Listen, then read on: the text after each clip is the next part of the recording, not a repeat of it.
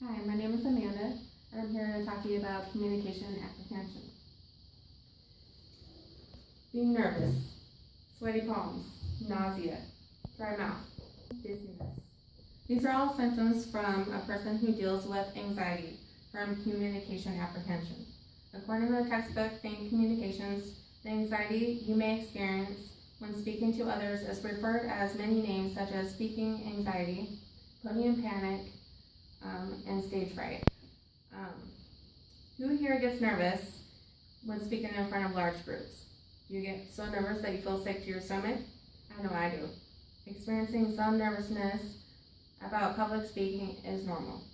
I'm here today to talk to you about how you can manage communication apprehension.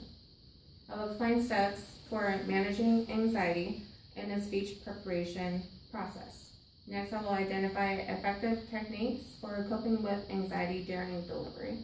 Finally, I'm going to share how to recognize the general options available for stress reduction and anxiety management. You may not be able to predict the nature of everyday conversations, but you can prepare for many of the communication situations, such as a public speech or a presentation. According to the book, Public Speaking, Practice and Ethics, anxiety typically peaked right before we get up to speak.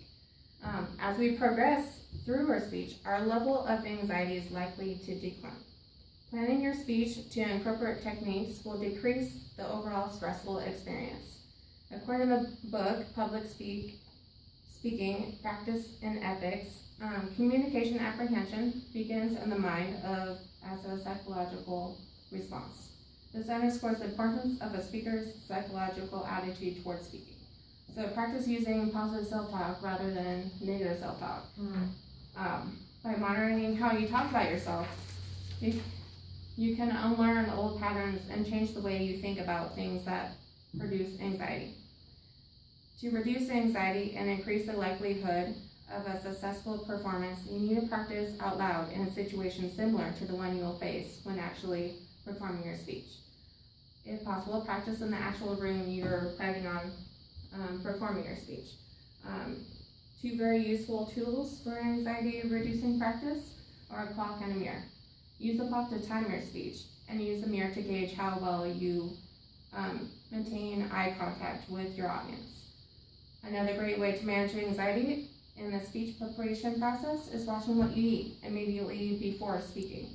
According to the book, Public Speaking, Practice and Ethics, while you should eat normally, you should avoid caffeinated drinks because they can make your shaking hands worse. Carbohydrates operate as natural sedatives, so you may want to eat carbohydrates to help slow down your metabolism and to avoid fried or very spicy foods that may upset your stomach. Especially if you're speaking in the morning, be sure to have breakfast. If you haven't had anything to eat or drink since the dinner the night before, dizziness and lightheadedness are very real possibilities.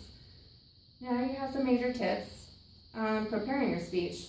I will be now identifying effective techniques for coping with anxiety during your speech. Reducing nervousness during delivery can seem to be the hardest section of the speech process. You can reduce the anxiety by anticipating the reactions of your body. Deep breathing will counteract the effects of excess adrenaline.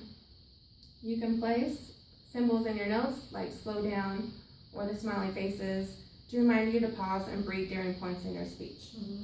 Gently yawning a few times is also an excellent way to stretch the key muscle groups involving in speaking. Immediately before you speak, you can relax the muscles of your neck and shoulders. Rolling your head gently from side to side, allow your arms to hang out your side and stretch out your shoulders. You want to make sure you focus on the audience, not yourself. Have you ever forgot what you're about to say when you're about to speak?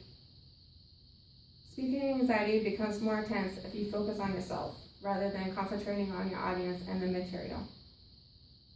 During your speech, make a point of establishing direct eye contact with your audience members. Audience members becomes much less threatening when you think of them as not as strangers, but as a collection of individuals. Now that we have prepared and given a speech, we're now going to talk about how to reduce stress and manage anxiety. Even when we employ positive thinking and are well prepared, some of us feel a great deal of anxiety about public speaking. When this is the case, it can be more helpful to use stress management than to try to make the anxiety go away. One general technique for managing stress is positive visualization. According to both public speaking practice and ethics, this visualization is a process of seeing something in your mind's eye, essentially in the form of self-hypnosis. If you imagine a positive outcome, your body will respond to it as though it was real.